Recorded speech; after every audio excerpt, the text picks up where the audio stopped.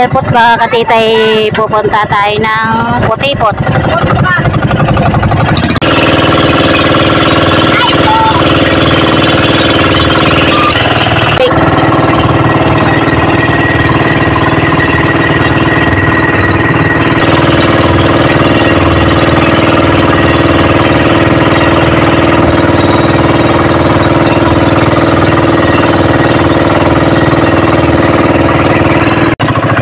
Nandito na po tayo sa isla ni Putipot. Bali sa tabi lang naman po kami.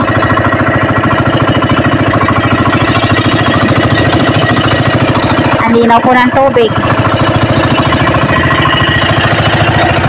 Ayan po.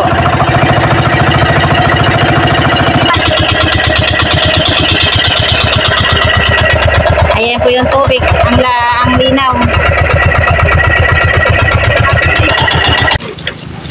Uy! Uy!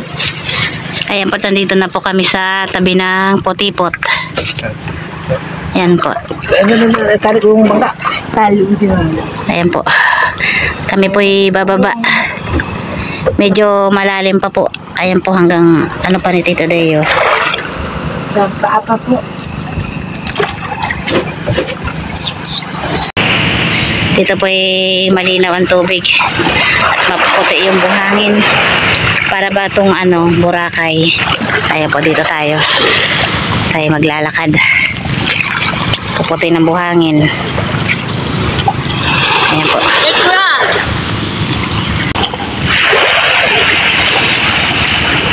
Ayan po.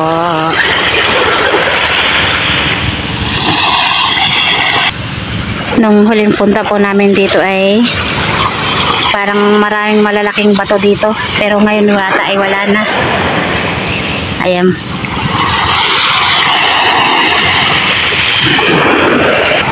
Ayan po ang dagat, ang buhangin ng isla de Putipot, ang puti.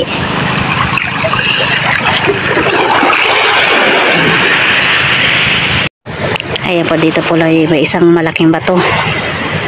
Ayan, bali dalawa sila. Ayan po.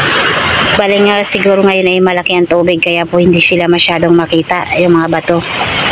Dati nung pumunta kami dito ay dito po sa kinakatayuan ko po ay walang tubig to. Ayan. Ayan po yung magtatay. Naliligo ay may sombrero pa.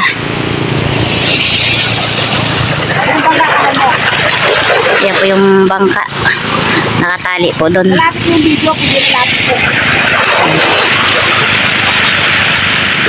Yan po yung bangka namin.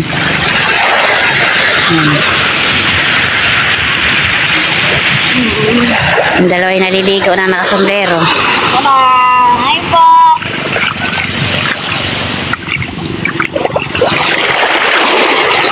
Ayan po, hindi ko po alam kung bakit bigla ang nagyaya to si Tito Deo. Ayan po. Kasi pagpunta sa Maynila.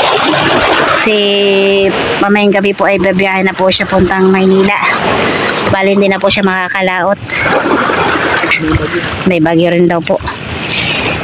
Ayan po yung bundok.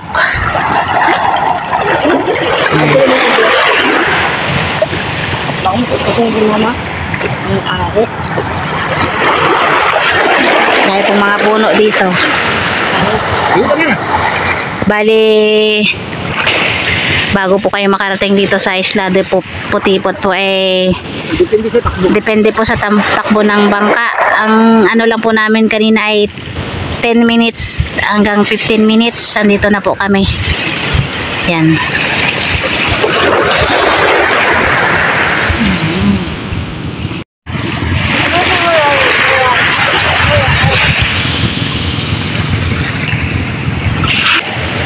Dito ay maraming mga parang maliliit na crab. Matawag ni James ay kurokoy. Ayan po. Ito naman po ay may umang. Ito po yung dati nasa probinsya kami. Ito po yung aming sa kawil pag kami nangangawil. Ayan po. Umang po ang tawag dyan. Ewan ko lang po doon sa iba kung anong tawag. Ito po. Bibiakin lang po yan. Tapos yung laman po niyan ano sa kawil. At yan po yung aanuhin ng isda. Ayan po. Magandang ano.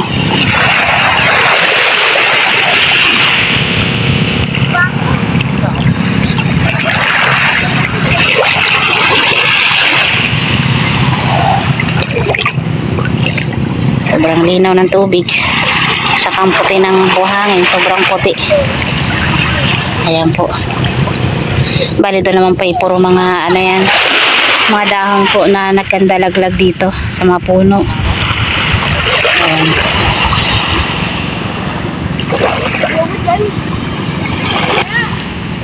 Bali doon po ay yung kanilang ano, pinaka-entrance po doon.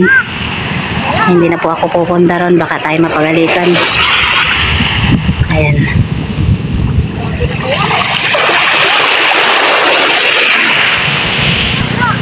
Bali po pag araw po ng mga balulang po marami pong tao dyan. Bali wala po yung medyo maliit po ang tubig dyan bago ka makakuha ng balulang. Ayan. Pero ngayon po hindi po yata panahon ng balulang ngayon. Siguro po mga January pa po yung panahon niya. Ayan po. Bali nung panahon pong nandito sina Milot at saka si Bal panahon po yun ng balulang. Ayan po mga katitay, pauwi na po kami. Ayan. Ibuhatin na namin yung aming daladalang merienda. Ayan po, tatawirin natin tong ano na ito papunta sa bangka. Ayan. Nandun na po yung mag-ama, hindi wala ako.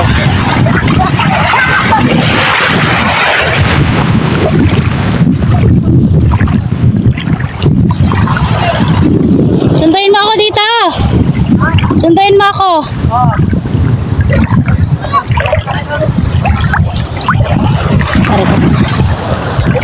Inunan niya po munang hatid si James bago ako sunduin dito. Punta ron sa bangka.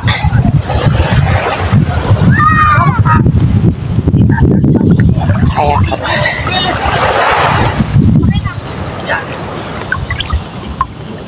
Banit mataas yung tubig. Ayan po. Ang lalim na po dito. Hanggang baywang ko na.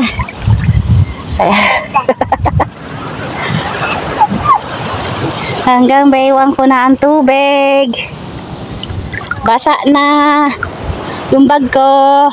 Ano babasa yan? Dinitas. Tito Deo. Buti walang naapakan dito mga ano, tayom. Wala. Nililinis naman yata nila to. Hindi, walang tayong dito sa tabi. Doon lang sa ano. Banda rin. Isla. Parang kinilas ko ha? Kulog ko to. Talaga? Bisa! Ayan si James, ando na si James sa bangka. Ito din na, marami daw eh. Kaya po yung isla, ikot. Iikot po namin kayo. Yes, maulog ka! Sa baba pa yung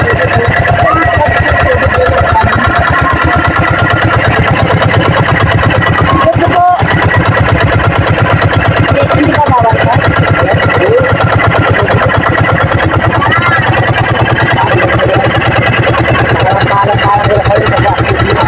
May mga bisita na ako. Kaya po yung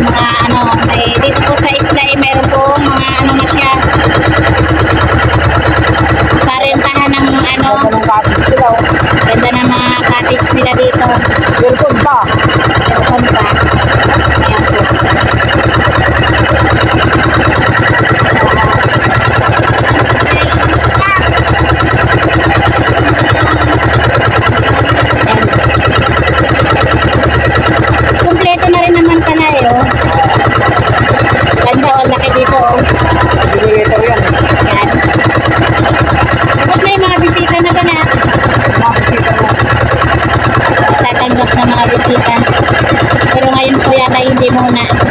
Para may inaayos na po sila dito.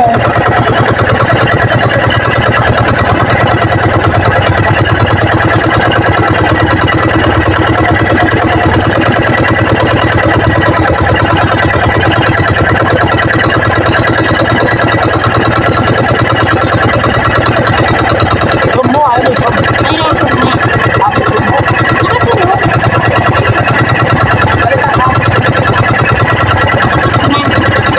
Ay, yung kantin, oh. Kantin yun. May ano doon, may kantin. Malaki, kantin. Bali dati po ay ano rin po kami dito, 100 yata noon pa, no? 100 isang tao. Ngayon po ay 300 na. Kaya po, may naliligo na doon.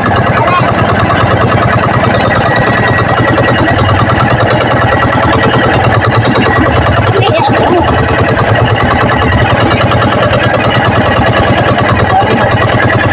Kaya magkay doon. Sila. Ayun, ang ganda ng bahay doon, no? Mahal siguro yan pag nagrentahan sa entrance. Ito malapit na rawatan dito.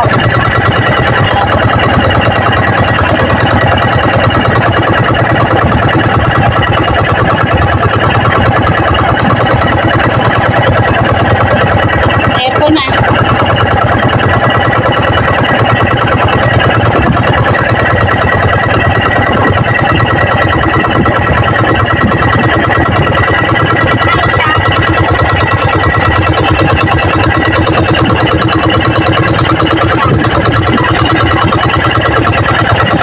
Ito po yung entrance ng Isla de Tibon. Ito po yung entrance. Ayan. Ito yung Isla ng Tibon. Isla de Tibon.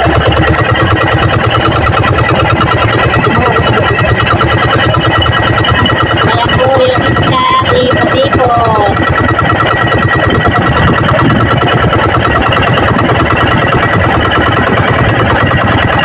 Ayan. Lalaki ng mga puno dito. Hindi ka maiinitan.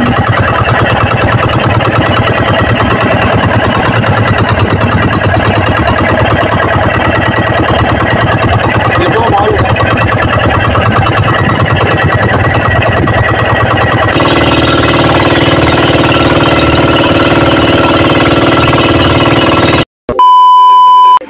Bali, ngayon po ay magluluto po ako ng tortang kangkong.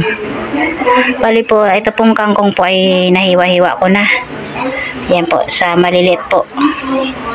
At meron din po tayo ditong sibuyas, 2 itlog at saka itong oyster sauce. Meron din po tayong flour. Ayan po. Tayo magluluto na. Ayan po ating bali, lagyan ko na rin po to ng asin. Ayan po. Lagyan ko na po ng asin. Bali, halo-haloy lang po natin to. Ayan. Asin.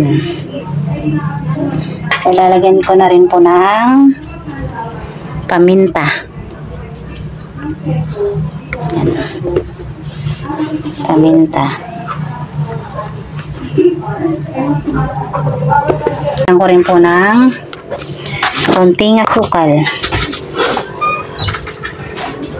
Ayan po, konting asukal lang.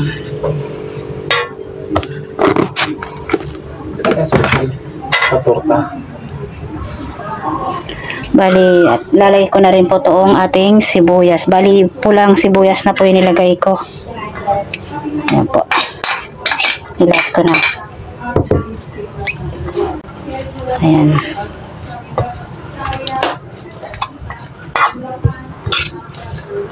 Ayan po. Ano na sila. Bali, lagyan na rin po natin ng oyster sauce. Ayan. Taluin lang natin. Bali, lalagyan na rin po natin ng itlog.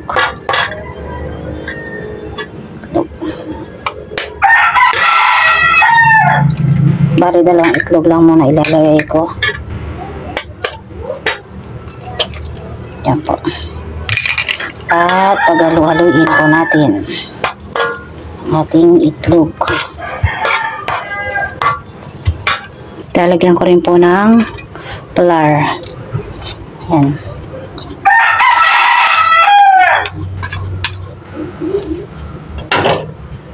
Yan yung ating halu-haluin din.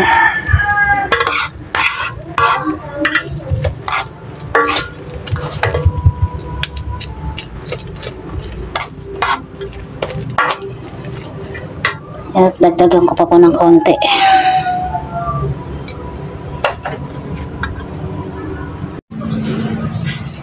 Bali, ayan po ay nakapag-init na po ako ng kawali at nilagyan ko na rin po ng mantika. Bali, tayo magpipirito na. Tingnan lang natin kung anong size.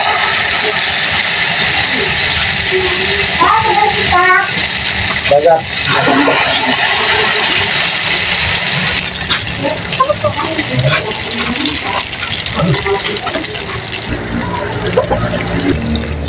Bali, tatlo muna po yung aking sinalang.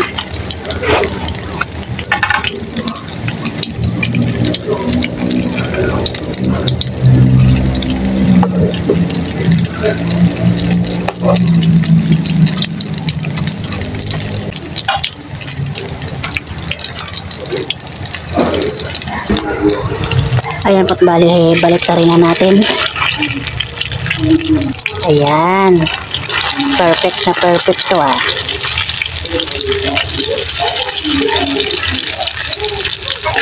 Tortang kangkong. Ayan.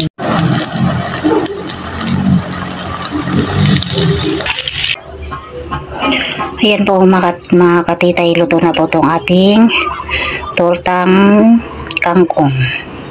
Ayan po. Tayo kakain na. Kain po tayo.